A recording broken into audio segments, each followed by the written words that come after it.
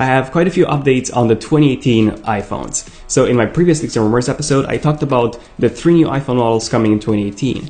But it seems that we might be getting a 4th iPhone model next year, and that would be, by the way, the iPhone SE 2. So here's the latest Leaks and Rumors, everything you need to know in terms of all the new 4 iPhone models that might be released, all of them in 2018. So grab some snacks and enjoy.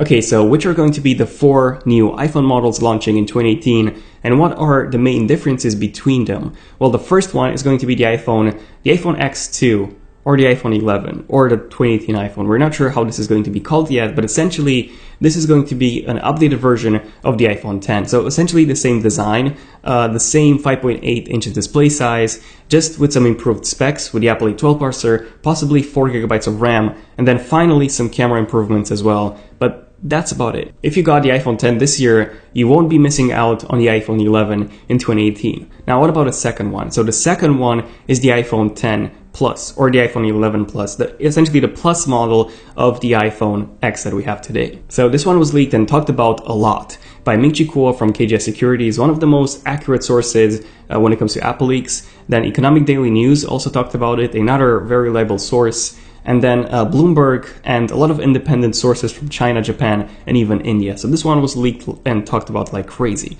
So out of all upcoming iPhones for 2018, this is the one that's the most likely to happen. So the iPhone 10 Plus would be, just as the name says it, a larger version of the iPhone 10. And now here's the thing, the iPhone 10 does come with a 5.8 inches display, which if you just look at the numbers on paper, yes, it does look larger than the 5.5 inches display on the iPhone 8 Plus and all the previous iPhone Plus models. But as a matter of fact, it's not. The display is actually smaller. So this is because of how the display is measured. 5.8 inches is actually measured until the very top corners, which means that the notch is taken into consideration, whereas the notch is essentially unusable display space. And then the iPhone 10 also comes with a much wider aspect ratio of 19.5 by 9 versus a more standard 16 by 9 aspect ratio that you get with the iPhone 8 Plus, for example.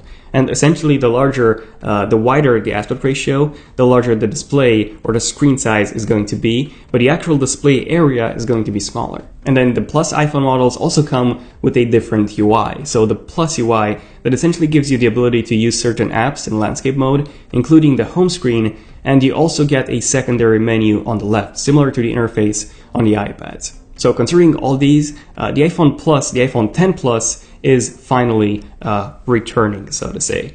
Now, most sources, including Ming-Chi Kuo, have confirmed a massive 6.5 inches display on the iPhone 10 Plus, which would also come with a higher resolution this time and the PPI of around 500 up from 458. Now, for me personally, I do find the regular iPhone 10 to be a bit too small, so having a plus-sized iPhone 10 would be quite nice. But other than that, apart from the larger display, the sharper display, and of course the larger battery that we're also going to get with this device because it's a larger phone, everything would be identical. So same specs, same camera as the 2018 iPhone 10 or iPhone 11 or whatever this thing is going to be called. The only other advantage that I can think of would be the notch. So since we get a larger display, the actual corners, so the empty space that the notch sits in the middle of, so to say, would be larger, and you would have much more space for your icons. So the battery indicator, the cellular signal, do not disturb mode, and so on. Next up, we've had some reports on an entry-level iPhone, but I'm not talking about the iPhone SE 2 just yet. So this would be something else. This would be number 3. This would be a 6.1 inches LCD iPhone with a PPI of around 320, 330. So this would be pretty interesting to see. An iPhone that's larger than the 2018 iPhone 10, but also with a lower quality display and overall a lower price point than the OLED iPhones. So this was reported by Ming-Chi Kuo, among with the starting price of $650 to $750. And essentially it would be targeted, according to Ming-Chi Kuo's report, towards low-end to mid-range markets. Although, I don't know, if you ask me, $650 isn't really a low end. And finally, we have the 4th 2018 iPhone model, and that's the iPhone SE 2. So what's the iPhone SE? Well, the iPhone SE was quite an interesting device. At the moment, it's the cheapest iPhone that you can buy.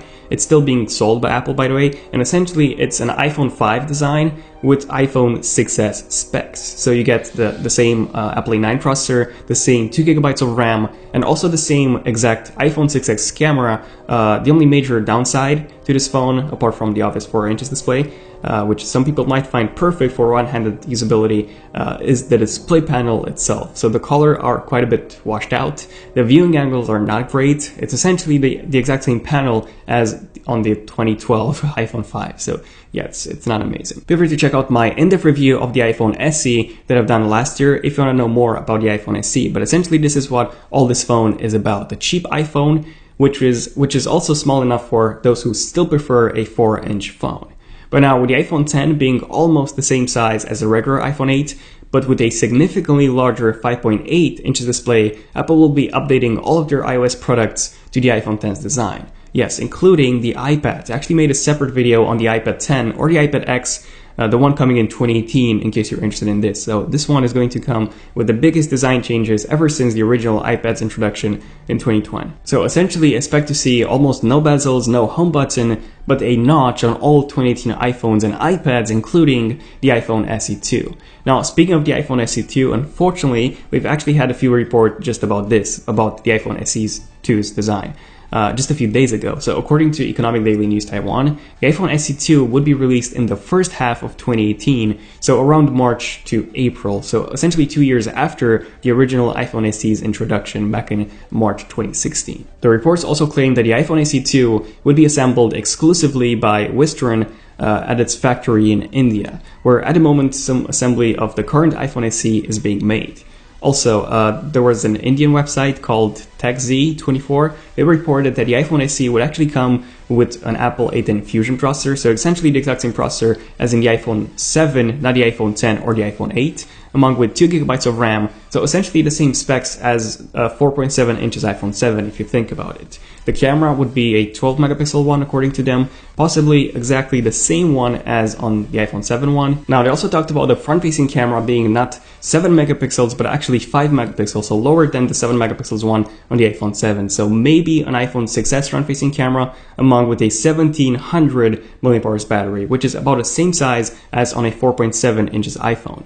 So this would mean that the iPhone SE2 will be getting a larger display. Now, what's going to happen with the home button and especially Face ID? What's going to happen with those? Well, Apple does want to bring Face ID and also remove the home button on all of their iOS devices, but I'm not sure if we'll see this with the iPhone SE2, especially if Apple wants to keep the price low.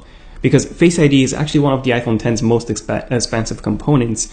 And then you also have the Taptic Engine, 3D Touch, and all of those features which are actually missing at the moment on the iPhone SE. So adding all of those features and Face ID would be quite expensive for a low to mid-range device, such as what the Apple plans to do with the iPhone SE2. And if all the previous rumors that I mentioned, the specs, are actually correct, if Apple's going to include an Apple A10 Fusion chip inside the iPhone SE2, this means that we will probably not be seeing Face ID on the iPhone SE2. Because a large part of how Face ID works is actually thanks to the neural engine inside the Apple 11 processor, not the Apple A10 chip. So in the end, the iPhone SE2 would be closer to the 4.7 inches iPhone 7 rather than an iPhone 10. So in the end, let me know in the comments, what do you guys think about all the new 4 iPhone models for 2018? Do you think the 6.1 inches iPhone and the iPhone SE have a place in the lineup? Or do you think the only iPhones that should be in the lineup should be the iPhone 10 2018 and the iPhone 10 Plus 2018? And just those two. This is what I believe Apple should do. But then again, they also want to focus on low to mid-range markets as well. Reason why the iPhone SE and the 6.1 inches LCD iPhone 10 might be sold. But other than that, if you want to see more Leaked Rumors episodes like this one, be sure to subscribe if you're new to the channel. And also don't forget to enable notifications by tapping on that bell icon so that you get notified whenever a new cool tech video comes out. But yeah, other than that, this has been pretty much it. So thank you for watching. I'm Daniel, and I'll see you guys in my next one. Zen of Tech, signing out. Cheers.